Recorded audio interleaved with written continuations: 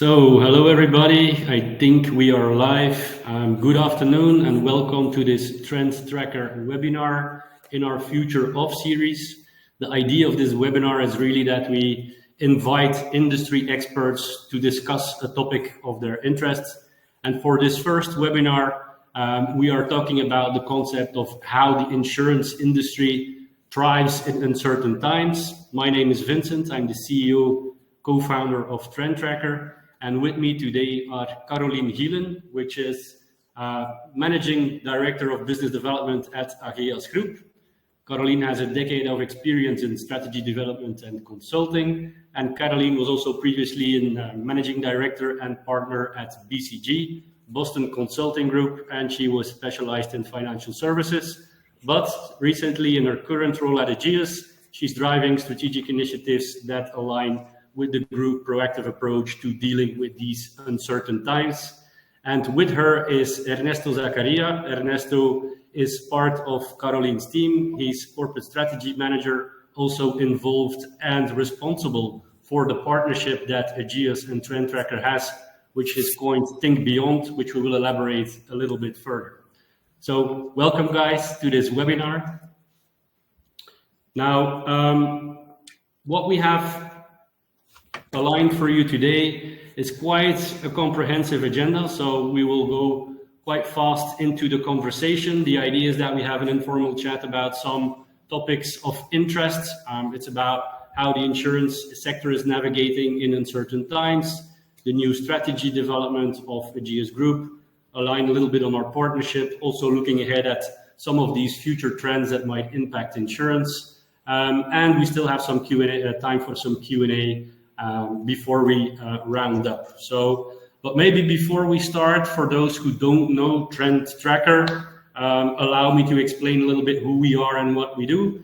We're a scale-up. We exist 5 years now, and we bring you a strategic intelligence platform which is able to automatically, continuously, and in real time scout, analyze, in-depth, and forecast all kinds of trends that might disrupt you as a company. We're really operating at an industry agnostic level. We work with different kind of brands on a global level, and this is really where we add value. Our mission is to help companies in making them the smartest decisions for their future. Now that being said, as it's not about Trendtracker, it's more about the conversation.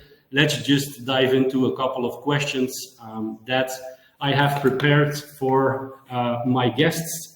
And let me first address you, Karolien. Maybe one of the first questions that we have within the topic of navigating change in the insurance landscape is about how do you see recent global shifts, whether it's political, whether it's economical uncertainty, climate, technology advancements, and how this is really reshaping the strategy of Ageas in the insurance sector.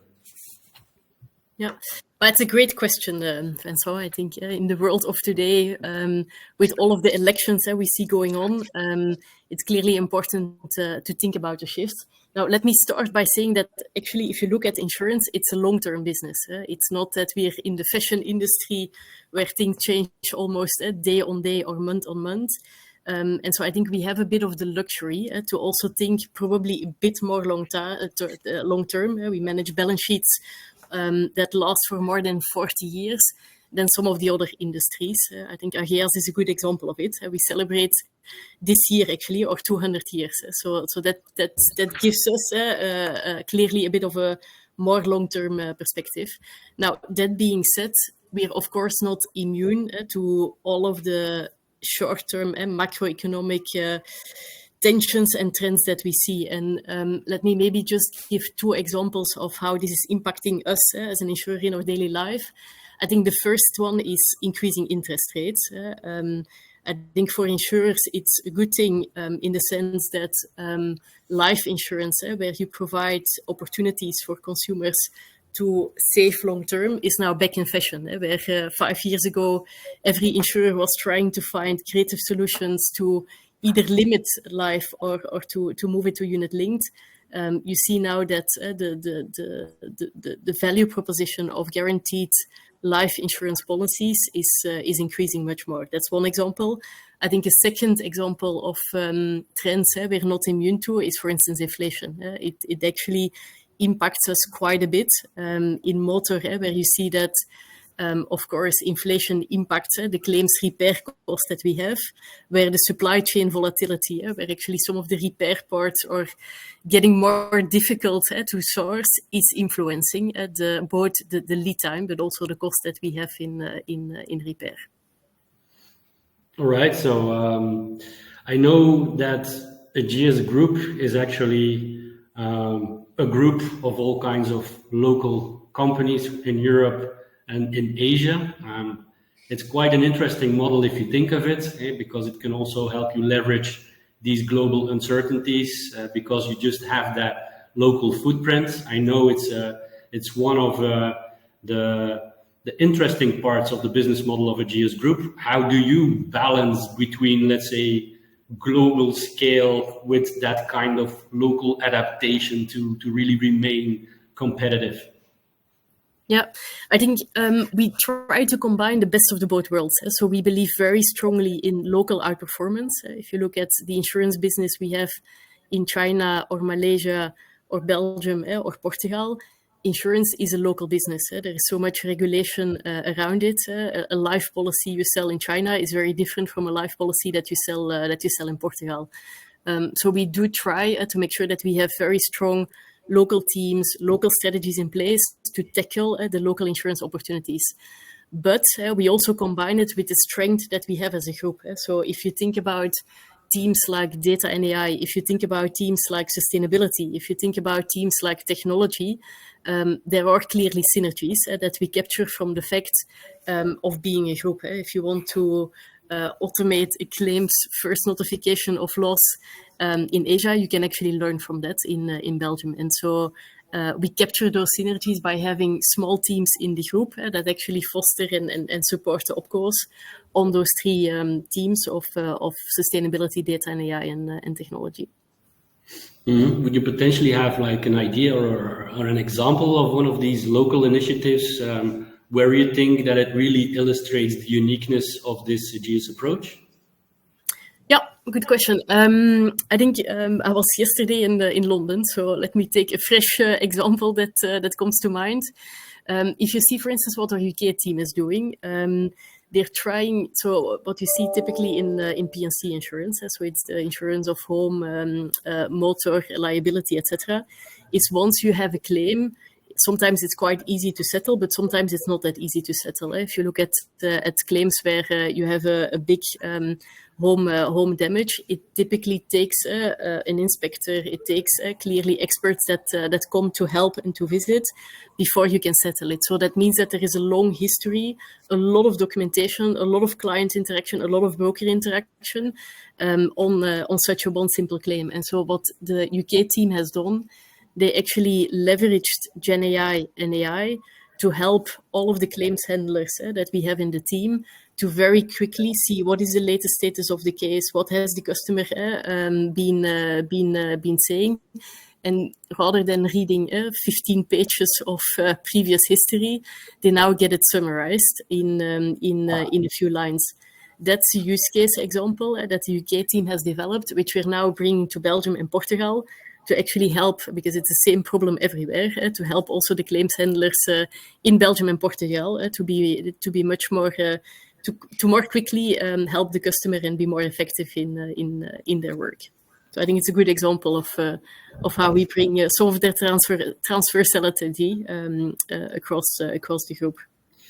Yeah, I think it's really a good example indeed if you think of it, because let's say global change trends, they don't stop at borders. So it probably allows you to have looking at these local regional tendencies, what's changing, applying it in one local region, seeing if it works, and then you can actually start expanding it to other regions or other opcos, which is quite interesting from an innovation perspective. If you think of it, that you can prioritize where you steer some of these new ideas and then integrate it into the whole decentralized operating model. Now, another big topic that I wanted really to address here is because I know you just unveiled your new strategy. I'm a little bit biased because I know the hard work and the time that has been put into developing that new strategy over the course of the last couple of months. I think our audience would really be interested to know a little bit more about that. So could you walk us through the main pillars of this new strategy? Because I know you have a 3-year strategic cycle which changes accordingly.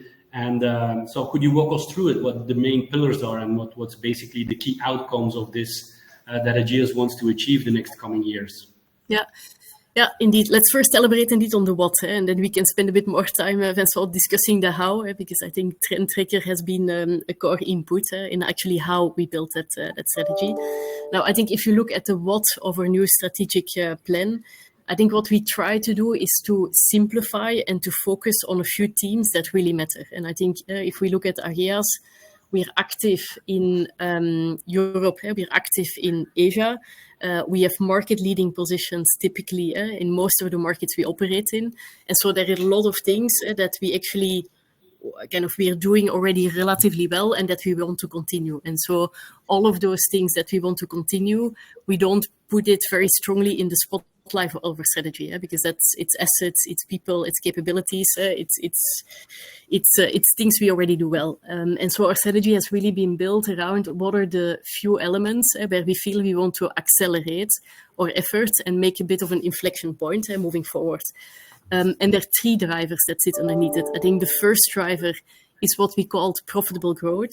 There are 2 teams in particular where we see that we actually feel there is a market opportunity, but there is also a specific opportunity for Ageas where we can win in.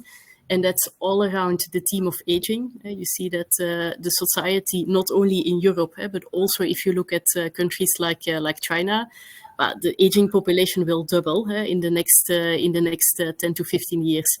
And so thinking around how can we as a life insurer in particular, but also as a healthcare insurer, how can we fine-tune and develop further our propositions towards that aging society, we really see as a growth bet for the future. Within that same profitable growth pillar, we also see a bet around SME. So I think Ageas in the markets we operate in is typically known to be more of a retail insurer than a corporate insurer.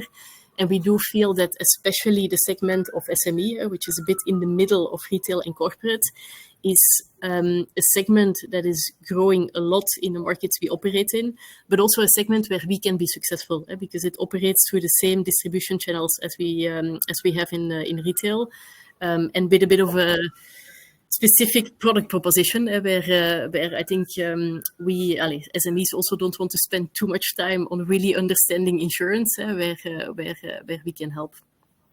So that's the first pillar on growth. I think we have a second pillar, and that's also new compared to our previous strategic plan, where we do want to invest quite a bit in what we call technical insurance and operational efficiency. So that pillar is to make sure that we sustain and improve the margins of the business that we operate in. Given the quite volatile macro environment we operate in, we felt that it's not only about growth, but it's also really trying to sustain and improve margins, to diversify a bit the strategy. And then last but not least is a pillar around what we call future-proofing or distribution and enriching customer excellence. I think we exist as an insurer because we have customers. So an NPS in insurance is probably, as you know, not yet the best amongst industry. So we definitely want to continue that NPS customer journey that we started 3 years ago.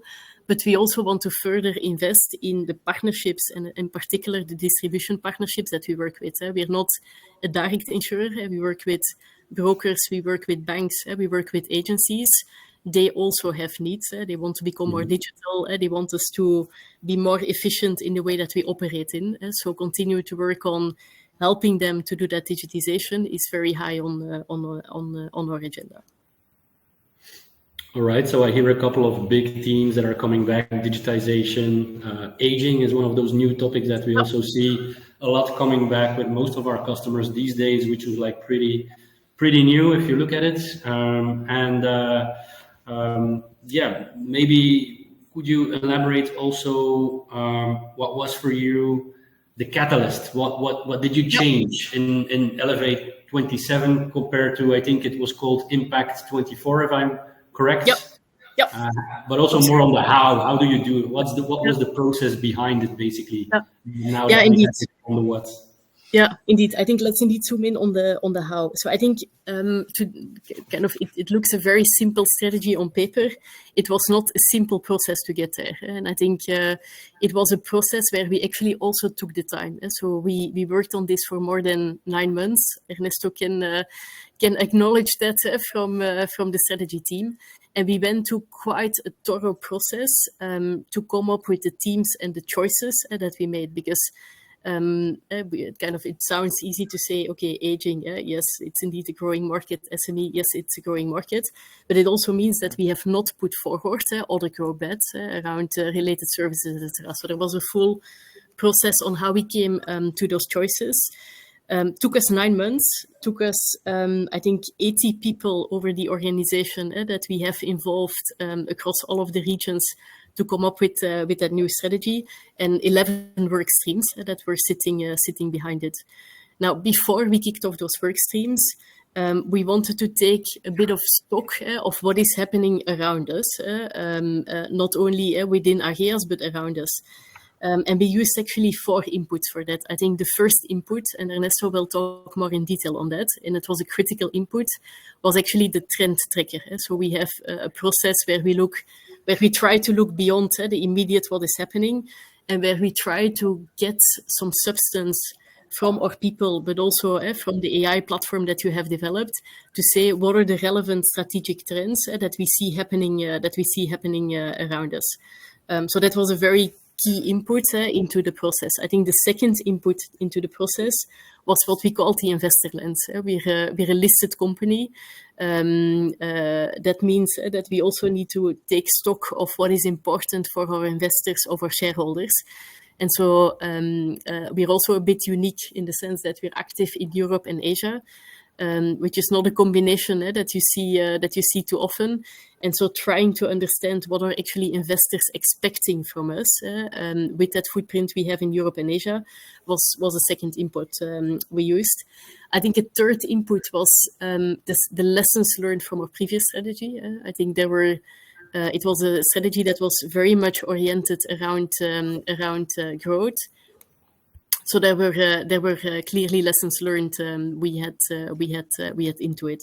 And then last but not least, the third input was also the input from our board, from our business committee or ExCo, with their inputs on what they would have liked to see moving forward. So full process. I think maybe let me comment a bit on that horizon scan and the Trendtracker input, because when we started the exercise, I think we were also a bit surprised by the fact that some trends moved much more quickly than we were expecting. So if you look at the trend of aging, it has been on the radar for, I would say, the last 5 to 10 years already.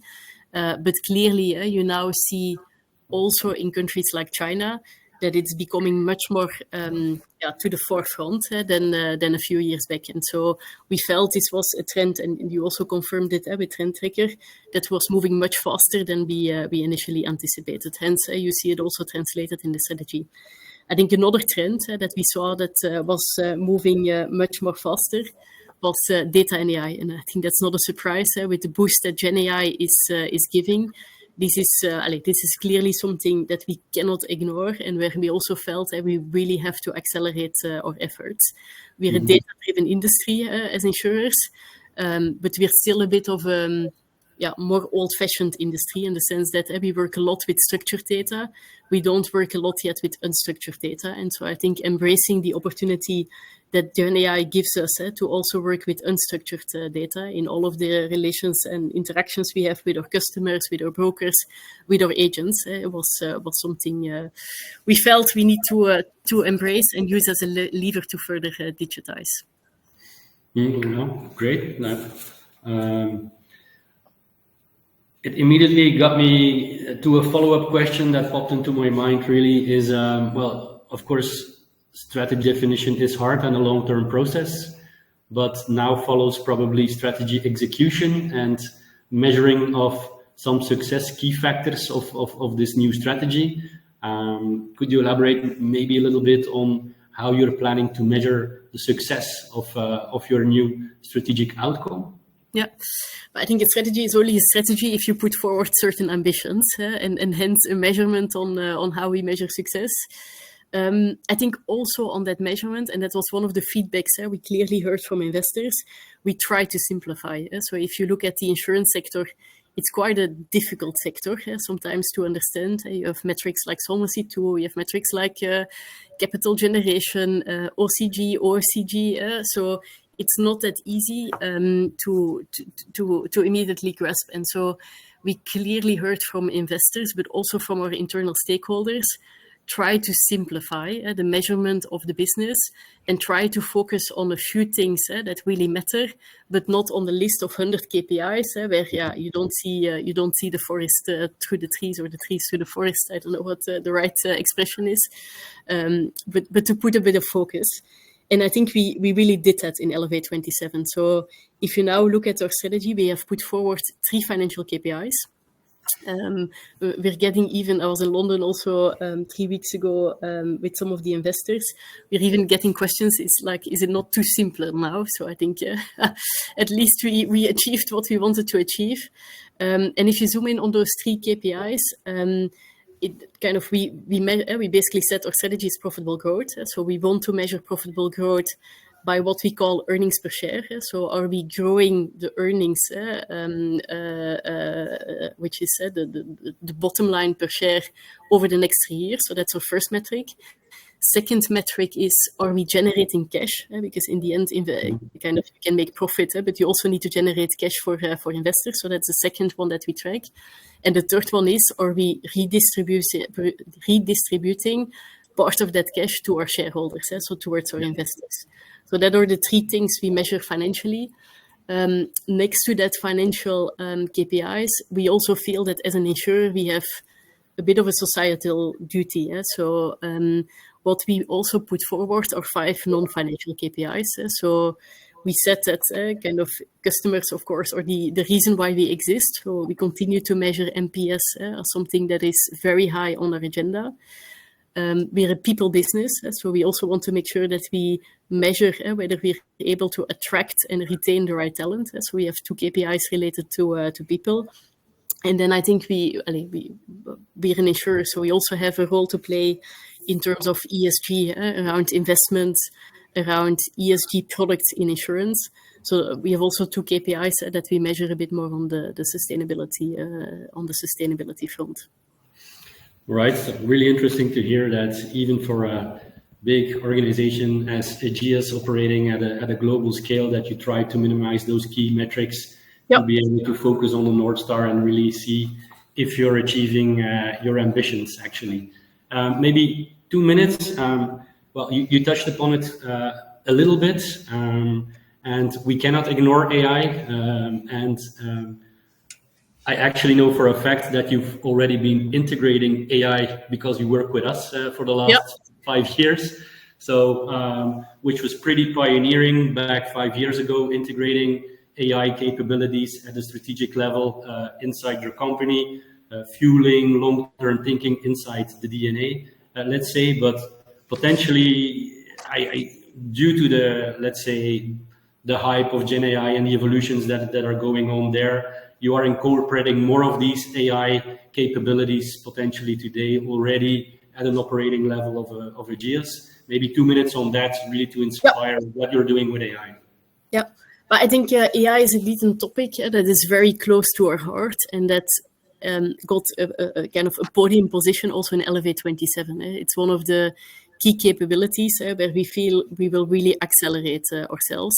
And as you said, Vincent, we embraced, I think with Trendtracker, we embraced AI not only in the business, but also in more like corporate functions like strategy, because we felt it's important to put facts and data also behind some of the trends, the intuition that we see from a strategy perspective in the boardroom. Now,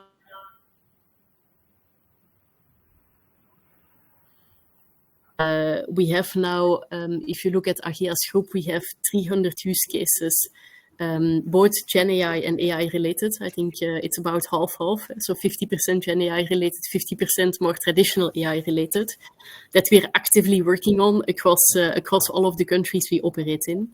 You can say it's a lot, it's absolutely a lot, but I think if you look into those 300 use cases, it's mainly about three things. So we feel that it can help us to drive commercial excellence. If you look at our distribution partners, helping an agent with AI to understand better the customer, to understand better what that customer would need in terms of insurance propositions, to help him to understand some of the changes we are doing in the products, what is covered, what is not covered. That's something where AI can, of course, play a big role. So that's our first pillar of what we call commercial excellence. Then I think the second benefit we see of AI is in operational efficiency. In insurance, I explained a bit the claims process in non-life. It's a long process. It typically takes a few months.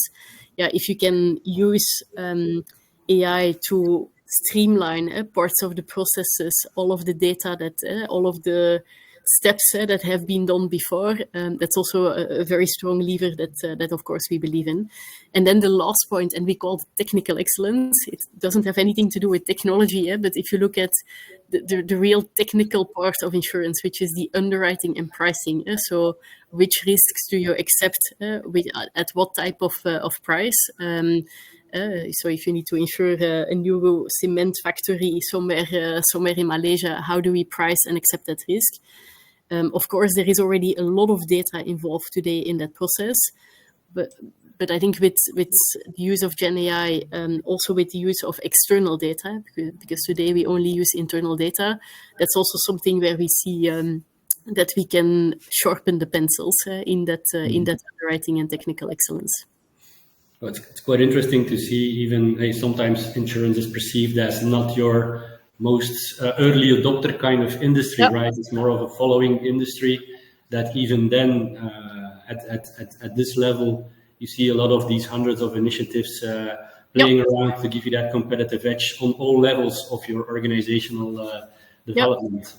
Yeah, and that's a good point because indeed we're a risk industry, right? So that means de facto we're probably a bit more risk adverse than some of the others.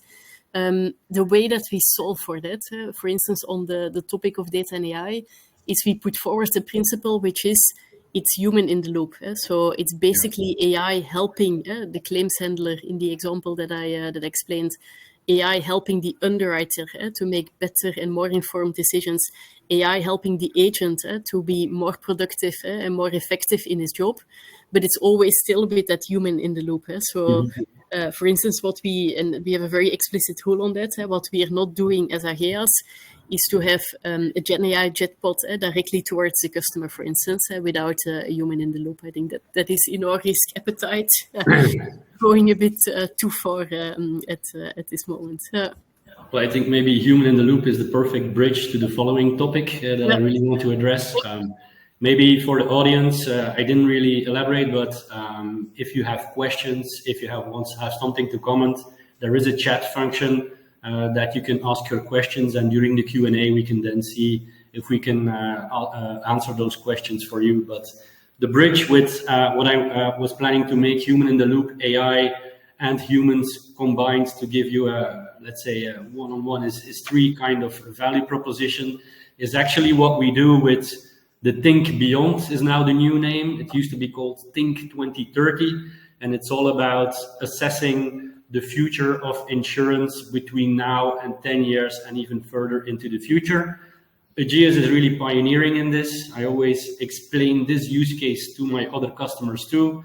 It's not only about providing a platform. It's not only about having that idea or let's say greenwashing of we do long-term thinking as a company. It's actually integrating long-term thinking into your DNA, combining technology, setting up a community, creating a culture of continuous forward-looking thinking, and actually having a process in place which has already been going on for more than 5 years now to actually fuel your strategic cycles. And it's still a case, if you look at it, where you are really, let's say from a foresight perspective, really mature at how you do this. So maybe elaborate a little bit on that, if you can.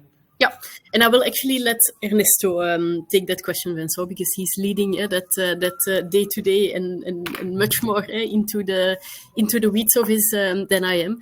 But maybe just a few upfront thoughts. So I think we called it indeed Think Beyond. It's a bit of our long-term trend think tank that we have at the group, where which we make a very how would I say, democratic process. So it's not a strategy team of two people sitting in their corner thinking about long-term trends. So we actually have put a Think Beyond community behind this, which is about 30 people that sit within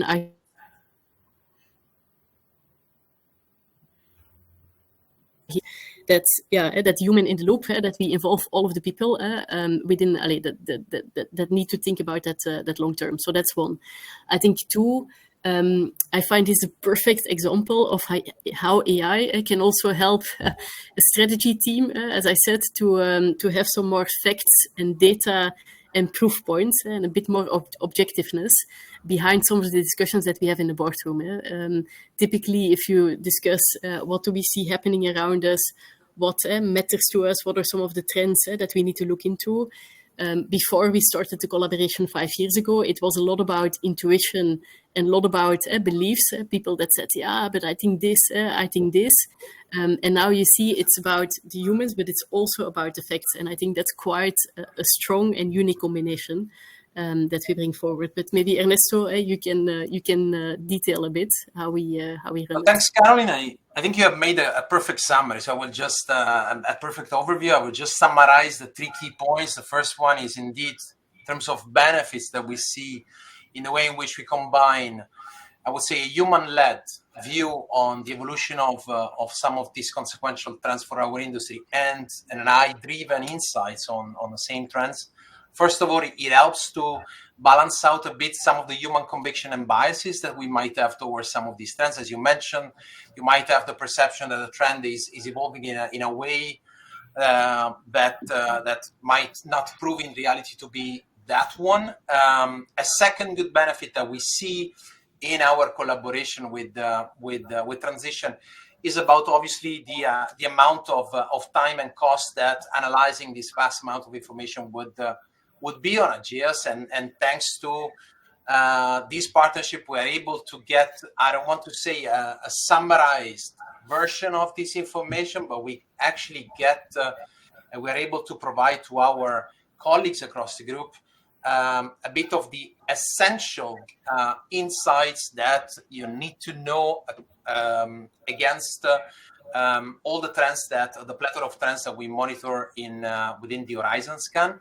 And linked to that, obviously, the possibility of our colleagues to have, I would say, an always-on access to the Trendtracker platform, allow them to leverage upon those insights in their daily work. So it's not really just a spot-on activity that we perform once or twice per year, but it's something that we wanted to keep dynamic, to make sure that that long-term, I would say, thinking is fostered within the organization next to, I would say, the day-to-day attention to the business. I always get the question when talking to customers, other people out there. Can you give really a tangible example of one of your customers on what is the tangible benefit of it, an actual example of what you have done with the outcome of this Horizon Scan with some trends that you have spotted? Well, I think one thing, one is around aging, which is something that Karolien already mentioned earlier. It's a topic that has been obviously there as we at the beginning we started the trend scanning exercise already 5 years ago, but it's something that already a couple of years ago we saw accelerating, and we thought it was it's more in the structured way in which we look at trends within Ageas. What we did was we put a spotlight on these trends. within the Think Beyond community, meaning that we had performed a sort of a deep dive analysis around the evolution of this trend in the two main geographies in which we have presence, so namely Europe and Asia. And we have let this analysis around aging and longevity sink in a bit across all the local entities and also at the level of group management, to the point that, as Karolien said, this has now been incorporated as one of the important, I would say, ingredient of our profitable growth pillar of Elevate 27. So that is quite tangible for me. Another interesting thing that we do, again, one of the things that I typically say when I'm asked to elaborate around the horizon scan is that obviously the overall goal is not to try and predict the future, but is about providing a framework that allows I would say a group like Ageas, which has presence in two big geographies, to make sense of the plethora of trends that we see, I would say, emerging and I would say evolving within the insurance landscape. So it's about providing order into a long-term discussion that needs that order to prioritize action. And so another good example that I can cite has to do with the fact that we haven't gone into the details on how the horizon scan works. Basically, we combine the view of our, I would say, local managers on the trends that we have in the horizon. We combine that with the view of the AI, and this dual approach allow us to, I would say, generate a perspective on the evolution of these trends. What obviously you can imagine is interesting about this exercise is that when the two views align, we are to some extent comforted that the actionability of that trend is quite straightforward. I think what's interesting is when the two views are not aligned. And in that case, what we do is we call this trend alarming trends. And what we do is, in order to avoid indeed surprises for the future, we pick a couple of these trends every year and we turn them into deep dives analysis that we perform within the Think Beyond environment, and then we escalate the findings and the outcome of these deep dives. We escalate to the management for indeed to generate a bit of a discussion and try to have a better view on the evolution around this trend. So I hope that these 2-3 tangible examples could be of comfort for the people you talk to, Vincent. I will surely reference these ones whenever I get the question back. Maybe 2 small follow-up questions. Well, you're quite knowledgeable. We've been working together for a couple of years, also really closely together with you. 2 questions mainly is, well, I perceive that you are quite mature in this AI-powered horizon scanning, AI-powered foresight.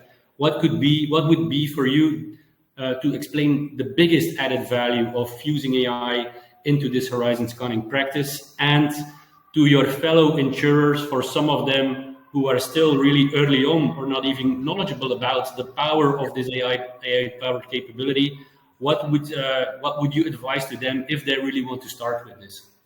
Yeah. So again, in terms of added value, I think it's basically what I said earlier. It's about rapidly analyzing a vast amount of data and information that around emerging trends within the insurance landscape, something that you then can combine as a support for humans, I would say. So again, we have quite clear that this is a support to human intelligence rather than going into I would say an environment in which this would be replacing human intelligence. That is still quite required. Second point is, again, with a tool like the Trendtracker, you can still be able to identify or detect early signs of emerging trends that might be today below the radar of the insurance landscape, but might likely become something of gain significant, I would say, within the sector moving forward. And again, it provides a framework to to bring order into discussion around long-term trends of relevance for our industry. In terms of suggestions to potential or peer companies, what I would say is main advice would be, try to experiment as soon as possible. As we would say in our personal conversation, Vincent, AI and all that's boiling around AI, it's still in its baby steps. I think we are not yet peaking even the potential that this technology has, not just for the insurance industry, but obviously overall cross the industry. So I think start experimenting as soon as possible. It's something that Ageas found very useful, because next to what is today Trendtracker is also the fruit of a collaboration and co-creative approach that Transition and Ageas have been operationalizing, I would say, over the last few years. And so I think a peer company could potentially do the same with you, to tailor make, I would say, the version of the platform that best fits their needs. And then I think, as you mentioned at the beginning, I think this is not enough. If you really want to make it or embed it within your group, you need around that a process that allows you to, I would say, indeed embed within the company culture a sense of almost like the feeling that long-term thinking and strategic foresight in a world of that brings change on a constant basis. It's almost like something that if you are not equipped with, you might not have I would say a tool to visualize and have an understanding on what's happening around you. So that's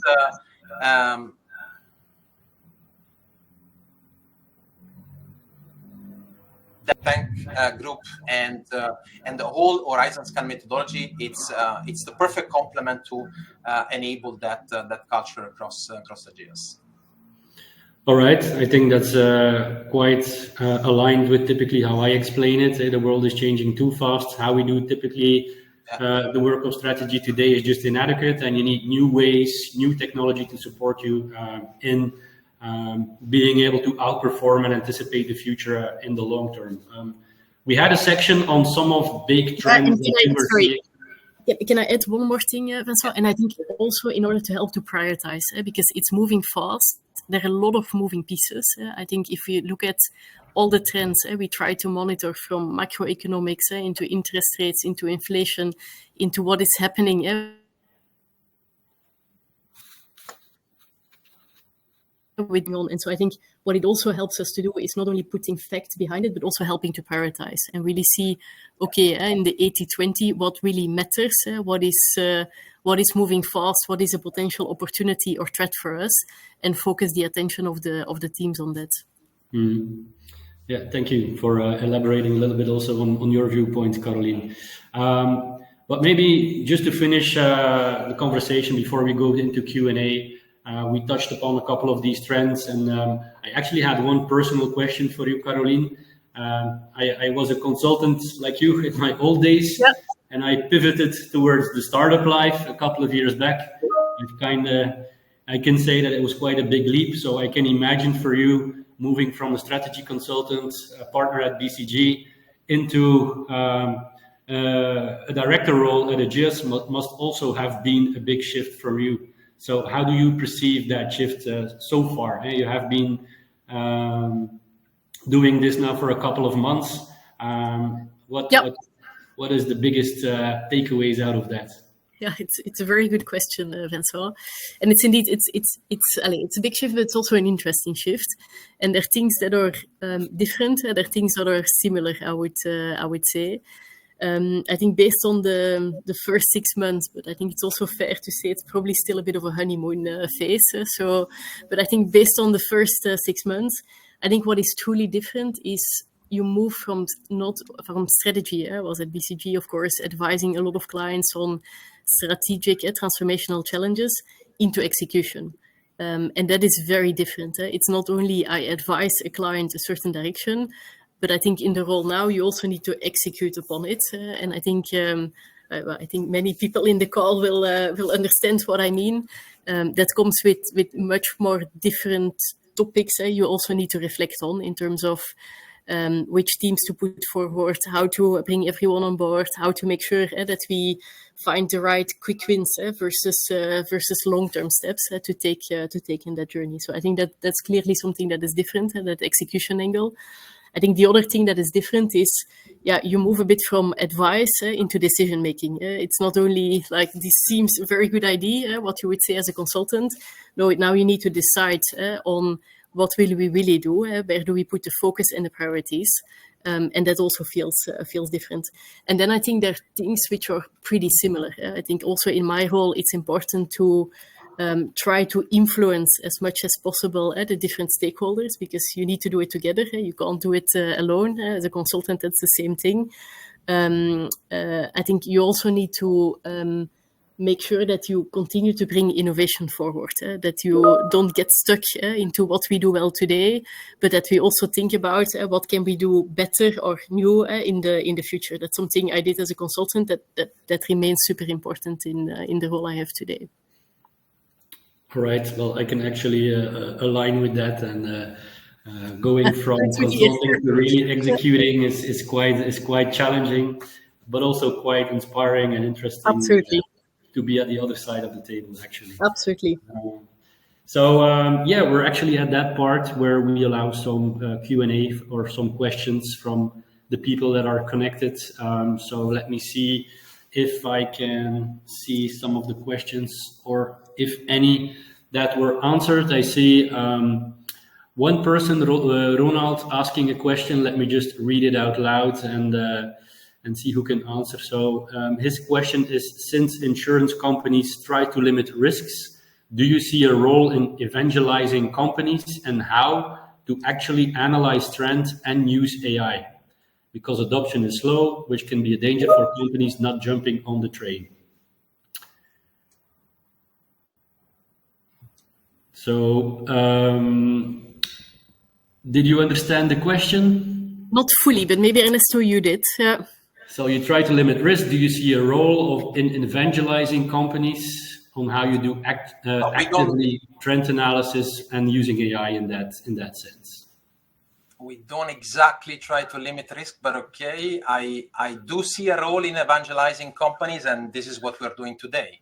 So this is a perfect example on how we can, I would say, showcase the potential of combining a bit the power of AI within, in the case of Ageas, within a strategic foresight exercise. And by the way, I've also seen cases in which, in other support functions, also in insurance company, with legal departments, IR, investor relation departments, actively using AI tools to streamline a bit and simplify their operation with the use of AI. So it's not just strategy.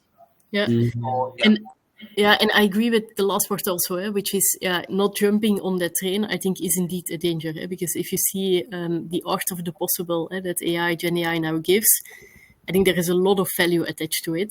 Now, you need to do it in the right manner. And so we spent also a lot of time on putting guardrails forward in terms of responsible AI, what I explained, not directly to the consumer, but still with the human in the loop, to think about how do we jump on that train in a manner that doesn't create too much risk. Or maybe my 5 takes or 2 takes on this. I think how I read this question is really about not about trying to limit risks, but I think he perceives you as a data-driven business, which in the core you manage risks, but you look at the data to manage those risks. I see in the 5 year that we're doing this, that in the early days, if you were a data-driven business, if you were highly regulated, if you had that international footprint, if you were already doing trend analysis via agencies or other ways, let's say more traditional methodologies of being able to do that, that those were the first, let's say, interests that we saw for our companies. But moving along, it's not even that long, 5 years, we see that just because of the nature of change, just because of what has happened the last couple of years. I mean, we had a pandemic, we have some geopolitical issues, we have some economic issues, that the perception of how most companies are now trying to deal with that change is evolving. It's much more becoming high up the CEO agenda, leveraging it back to the teams below that to find ways of actually changing on how you actively try to analyze trends, anticipate the trends in the long term, and make sure that you just can stay relevant and not get disrupted overnight, basically. Let me see if we have another question that we can still answer. There is a question here from Benoit.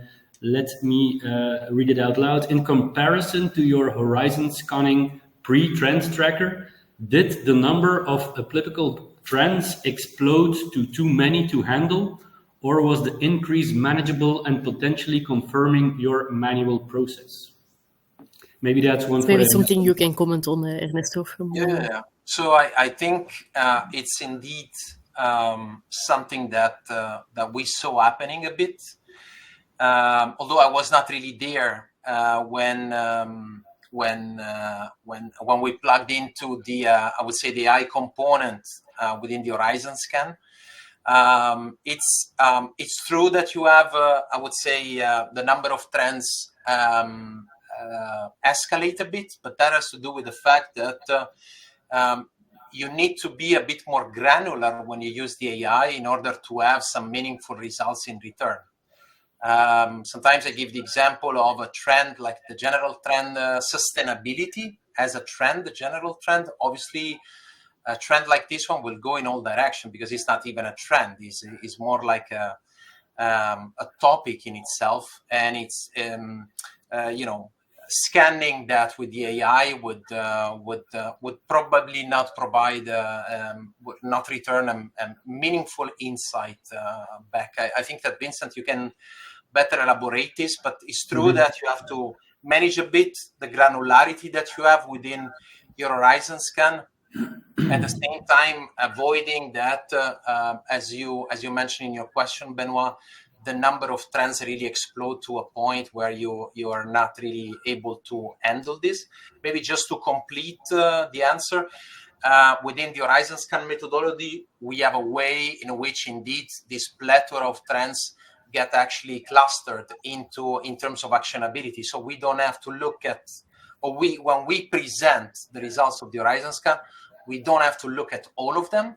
We actually categorize them also for the management to have I would say, to make sure that they could focus on the ones that really require action today versus the one that are, for example, just for observation. So to observe their trajectory, or even some of which can just be parked today because of their low significance or impact for the industry.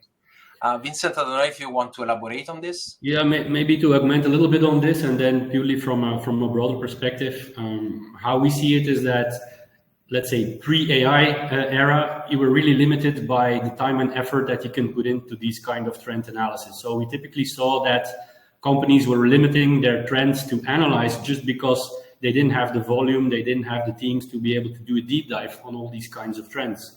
Now, leveraging AI, it completely changes the game because you have AI algorithms that can assess any kind of trend, whether it's high volume, hundreds of trends continuously in real time, and you just pick out the signals that show impact on your business. So we're actually redefining how you do this kind of analysis with AI.